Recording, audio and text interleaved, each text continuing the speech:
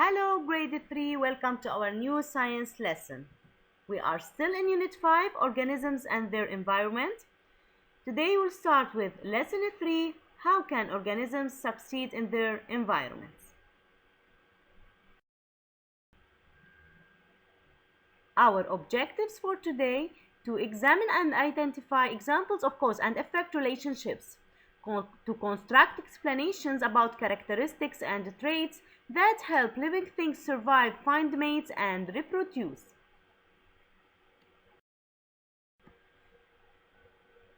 Open your books on page 302. Giraffes, like all organisms, have characteristics that help them survive in their environment. Giraffes form groups to watch for predators such as lions, while the other giraffes are eating or sleeping, as you can see in this image.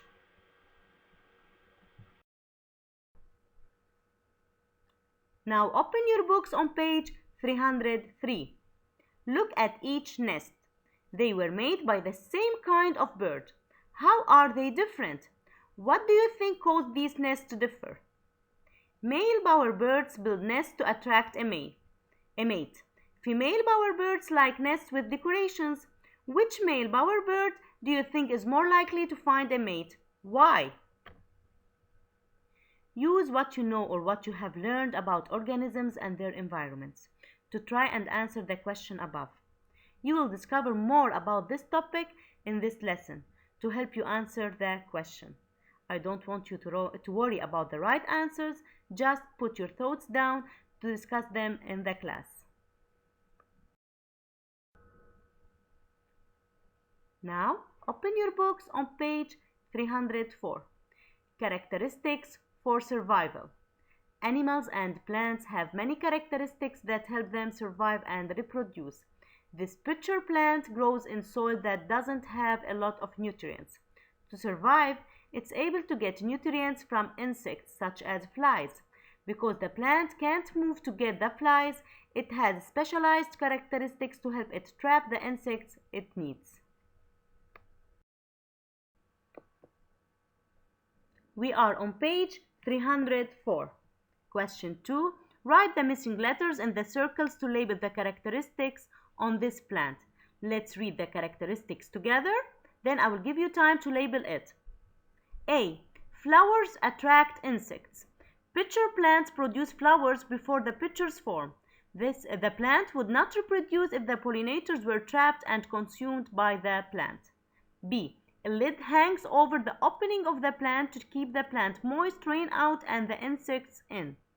C. Translucent patches on the lids confuse insects and make it hard for them to find a way out. D.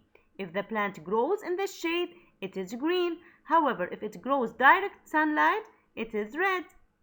E. Spikes line the opening of the plant. These make it difficult for the insects to climb out of the plant once inside. Please label the characteristics on this plant. I will give you time to think and label the plant.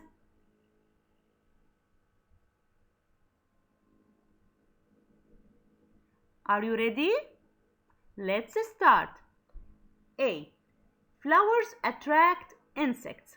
Where do you see flowers that can attract insects? Excellent. B. A lid hangs over the opening of the plant to keep the plant moist, rain out, and the insects in. Where do you see a lid hangs over the opening of the plant? Excellent, very good. See, it's already done for you. Translucent patches on the lids confuse insects and make it hard for them to find a way out. D. If the plant grows in the shade, it is green. However, if it grows direct sunlight, it is red, as you see in the picture. Letter E. Spikes line the opening of the plant. These make it difficult for the insects to climb out of the plant once inside. Where do you see spikes line? Excellent. Let me ask you some questions before we move to the next page. What does the pitcher do? Very good. It traps and holds insects. What other parts help the plant trap insects? Excellent, students. Lid, spikes, translucent patches. How is it similar to a water pitcher? Very good. It contains something and has a lid.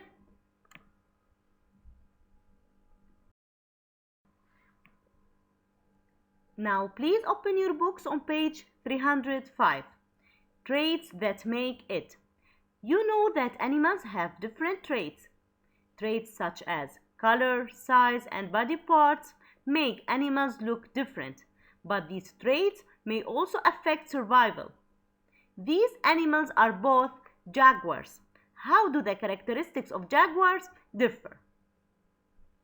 Let's do number 3 together. Write letters in the circles to label the characteristics of these animals. Let's read the characteristics, then I will give you time to label the pictures. A. Jaguars can be either black or tan. Both black and tan jaguars have spots. You just have to look closely to see them on the black fur.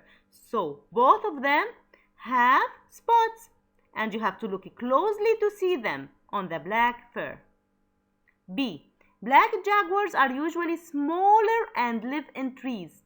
So black jaguars are usually smaller and live in trees. Their black color makes them harder to see in the shadows. C. Tan jaguars are larger and live on grasslands. They tend to eat larger prey. Their tan color and spots make it easier for them to blend into the grassland. It's easier for them to do camouflage. D. Tan jaguars have larger, stronger jaws. They use to crack bones and bite through tough reptile hide. I will give you time to label the pictures with the characteristics of these animals.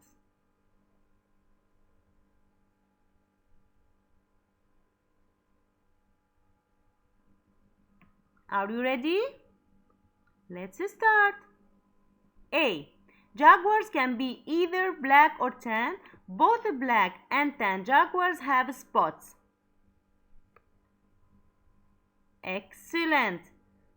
You have to look closely to see them on the black fur. B. Black jaguars are usually smaller and live in trees. Their black color makes them harder to see in the shadows. Very good. C. Tan jaguars are larger and live on grasslands. They tend to eat larger prey. Their tan color and spots make it easier for them to blend into the grassland. Excellent. D. Tan jaguars have larger, stronger jaws to crack bones. Very good. You have done a great job.